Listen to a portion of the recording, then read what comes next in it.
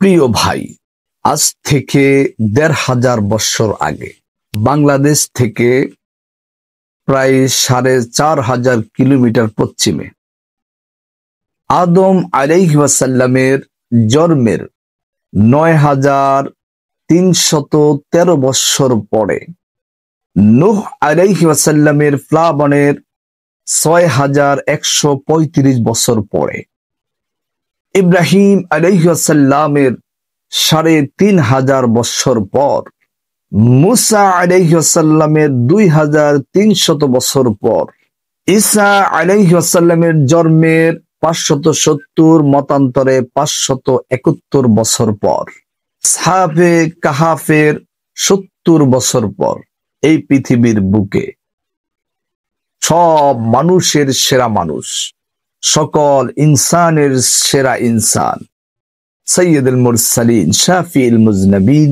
রাহমাতুল লিল আলামিন জনাবে মুহাম্মদ মুস্তাফা আহমদ মুস্তাফা রবিউল আউয়াল মাসের ১২ তারিখ সোমবার সুবহে সাদেকের সময় ৪:২০ এই পৃথিবীর বুকে এসেছেন আল্লাহর হুকুমে। আলহামদুলিল্লাহ, এটা আমাদের জন্য সবচেয়ে বড় একটা নিয়ামত।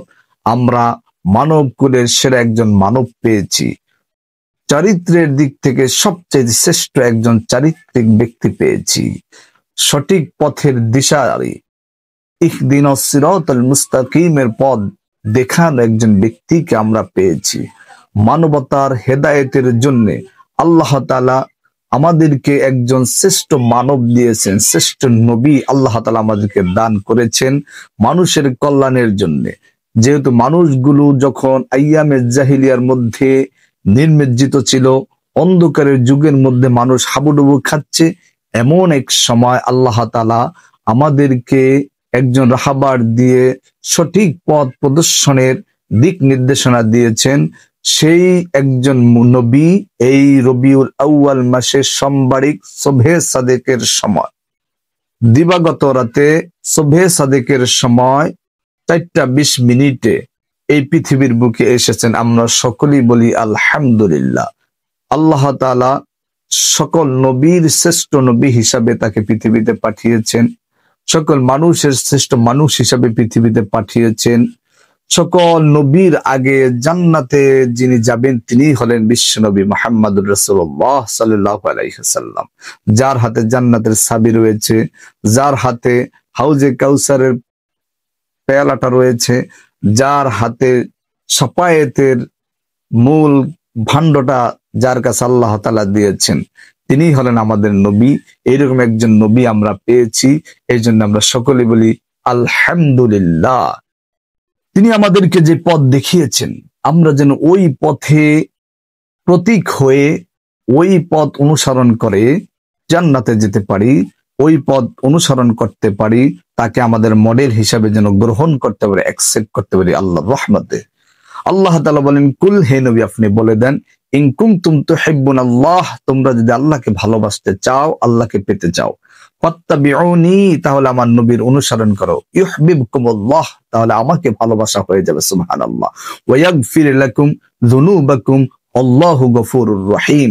আর যদি তোমরা আমার নবীর অনুসরণ করো তাহলে আমাকে ভালোবাসা হয়ে যাবে, আর আমাকে ভালোবাসার প্রতিদান আমি তোমাদের জীবনের গুনাহগুলোকে মাফ করে দিব। আল্লাহু গফুরুর রহিম, এবং আমি হলাম ক্ষমাশীল, দয়ালু, মেহেরবান। সুবহানাল্লাহ। অতএব আল্লাহ তাআলা এই নবীর অনুসরণ করার আমাদেরকে তৌফিক দান করুক, কারণ আমরা শেষ নবীর শেষ উম্মত হয়ে নিজেকে গর্ববোধ করি। আলহামদুলিল্লাহ, বিনা দরখাস্তে, বিনা সার্টিফিকেটে আমরা শেষ নবীর উম্মত হতে পেরেছি। ঈসা আলাইহিস সালাম দরখাস্ত করে এসেছে, আমাদের কোনো দরখাস্ত লাগে না। আল্লাহর শুকরিয়া, এর থেকে বড় নেয়ামত আর কিছুই হতে পারে না ভাই। আল্লাহর শুকরিয়া আদায় করেন এবং নবীর অনুসরণ করেন, নবীকে ভালোবাসেন। সকল মানুষ থেকে, সকল প্রাণী থেকে, সকল ইনসান থেকে সবচেয়ে বেশি ভালোবাসার যোগ্য, বেশি ভালোবাসা পাওয়ার যোগ্য তিনি হলেন আমার নবী, আপনার নবী রাহমাতুল লিল আলামিন। আল্লাহ তাআলা আমাদের সকলকে নবীর অনুসরণ করার, নবীকে ভালোবাসার তৌফিক দান করুক। আমিন। আসসালামু আলাইকুম ওয়া রাহমাতুল্লাহি ওয়া বারাকাতুহু।